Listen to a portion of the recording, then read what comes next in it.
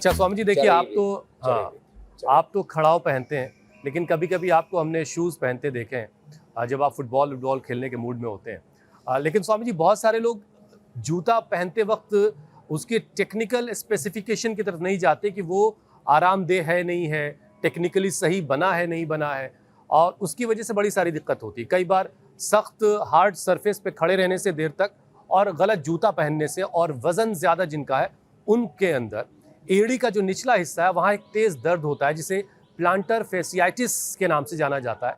तो स्वामी जी पंजों के लिए, तलवों और एड़ियों को मजबूत और लचीला बनाए रखने के लिए कौन से अभ्यास किए जा सकते हैं? खासतौर से एड़ी के लिए क्या अभ्यास किया जाए?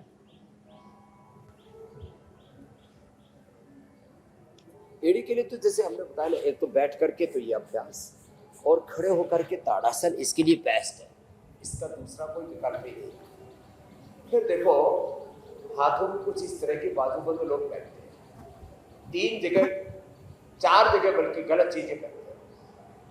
हाथों में टाइट बाजूबंद या टाइट कलावा पहनना, ये भी गलत है। एक पैरों में भी कुछ लोग ऐसी टाइट कड़े आदि पहन लेते हैं। कमर में भी कुछ लोग कुछ ज़्यादा ही टाइट चीज़ें पहन लेते हैं, बेल्ट आदि भी, और कुछ नाड़ आदि भी कुछ जोर से ही खींच लेते हैं। आजकल तो इलास्टिक आ गया, पहले तो नाड़ा मामला बड़ा गड़बड़ झाला।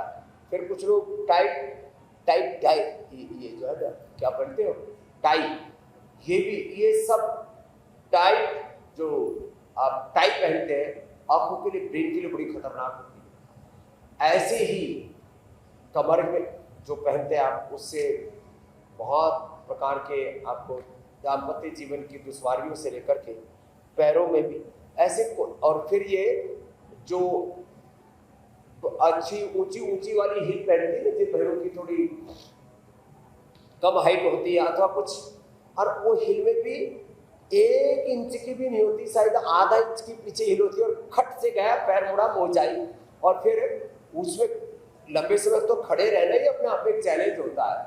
तो इन फैशनों के चक्कर में ज़्यादा नहीं पड़ना चाहिए यदि सुखी रहना चाहते हैं।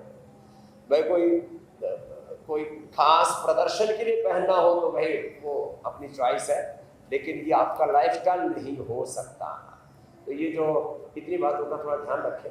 हार्ड सरफेस का जैसे आपने बताया, जूते आदि भी बहुत टाइट ना पहने, और उसमें आजकल तो बहुत अच्छी क्वालिटी के जूते आ गए, इसलिए इन चीज़ों के ऊपर ज़रूर ध्यान दें। और जो है थोड़ी स्टेबिलिटी के लिए एक ये वृक्षासन, गरुड़ासन भी बड़ा ज़बरदस्त है, इसका भी ध्यान रखें। तो आज जो उपाय बता रहे हैं, इनको जिन्होंने अपना लिया ना, सच में उनका जीवन तो इस पीड़ा से उभर जाएगा। वेरिकोज वेन्स बहुत पीड़ा देती है, इसके लिए एलोपैथी में ना कोई इलाज नहीं है। ऑपरेशन करते हैं तो फिर वापस हो जाता है, बल्कि और ज़्यादा वेग के साथ आता है। तो आज बहुत अच्छा कर रहे थे जो है ये कोणासन, ऐसे किए, ऐसे करते हैं, ऐसे हाथ किया, और ऐसे एक से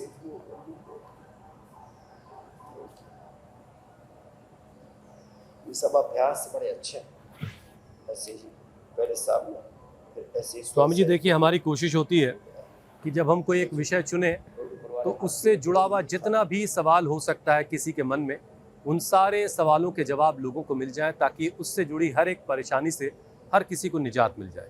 अब देखिए स्वामी जी, लगातार खड़े रहने से घुटनों पर भी ज़्यादा दबाव पड़ता है, टखने और हिप जॉइंट्स पर भी ज़्यादा प्रेशर पड़ता है, और जिनको पहले से ऑस्टियोआर्थराइटिस है तो उनमें दर्द जकड़न ज़्यादा हो जाती है। और स्वामी जी जोड़ों में साइनोवियल फ्लूइड का मूवमेंट बढ़ाने और घुटनों को सेफ रखने के लिए कौन से अभ्यास किए जाएं? और बहुत सारे लोग जो स्वामी जी घुटनों की गद्दी घिस गई है वो वापस हासिल करने का क्या तरीका है? तो देखो, एक तो ये गलतफहमी है, और ये गलतफहमी तो बहुत ही खतरनाक है कि एक बार घुटने के कार्टिलेज घिस के रिज्यूनेट नहीं होते। हमने पूरे एनिमल ट्रायल में अलग अलग जीवों के घुटने घिसा करके 15 दिन से लेकर के 1 महीने में उसको रिज्यूनेट कर दिया। तो एक तो ये अभ्यास घुटनों के लिए हमने रीजुविनेट कर दिया घुटनों को पिरानियल कॉर्ड ऑर्थोग्रिड से, लीवर को रीजुविनेट कर दिया लिवोग्रिड से, किडनी को रीजुविनेट कर दिया रीनोग्रिड से, पेनक्रियाज को रीजुविनेट कर दिया मद्रासनी मधुग्रिड से, थायराइड को थायरोग्रिड से, प्रोस्टेट को प्रोस्टोग्रिड से, लंग को श्वासनी ब्रोंकम से, ब्रेन को मेधावटी मेमोरी ग्रिड से और आंखों को आई ग्रिड, कानों को ईयर ग्रिड से। तो रिप्रोडक्टिव सिस्टम भी डीजनरेट हो जाए, डिस्ट्रैक्शन उसमें किसी भी तरह का जाए, तो वो संतति सुधार यौवनावृत्ति होने से। तो एक तो ये अभ्यास बताया था, घुटनों को यूँ गोल गोल घुमाना, यूँ यूँ घुटनों को कमर पे ऐसे ऐसे घुमा दे, गर्दन को यूँ घुमा देते, घुटनों को डांस करवाना है। बड़ी मूवमेंट है। ये तो ये अभ्यास है, ये